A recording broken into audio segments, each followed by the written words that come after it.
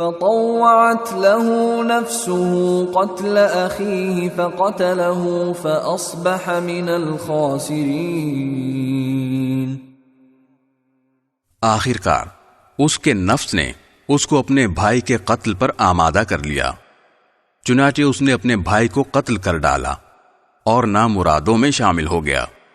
فبعث الله غرابا يبحث في الأرض ليريه كيف يواري سوءة أخيه قال يا ويلتى أعجزت أن أكون مثل هذا الغراب فأواري سوءة أخي فأصبح من النادمين۔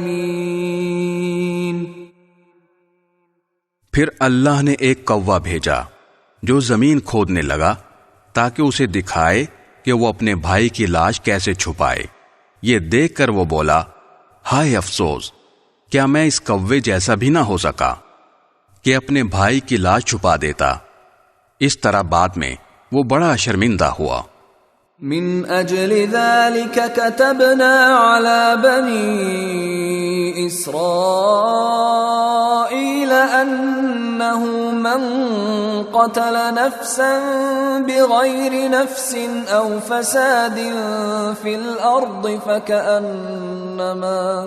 فكأنما قتل الناس جميعا ومن أحياها فكأنما أحيا الناس جميعا وَلَقَدْ جَاءَتْهُمْ رُسُلُنَا بِالْبَيِّنَاتِ ثُمَّ إِنَّ كَثِيرًا مِّنْهُمْ بَعْدَ ذَلِكَ فِي الْأَرْضِ لَمُسْرِفُونَ۔ اسی وجہ سے ہم نے بنی اسرائیل کو یہ فرمان لکھ دیا تھا کہ جو کوئی کسی کو قتل کرے جبکہ یہ قتل نہ کسی اور جان کا بدلہ لینے کے لیے ہو اور نہ کسی کے زمین میں فساد پھیلانے کی وجہ سے ہو، تو یہ ایسا ہے جیسے اس نے تمام انسانوں کو قتل کر دیا، اور جو شخص کسی کی جان بچا لے تو یہ ایسا ہے جیسے اس نے تمام انسانوں کی جان بچا لی۔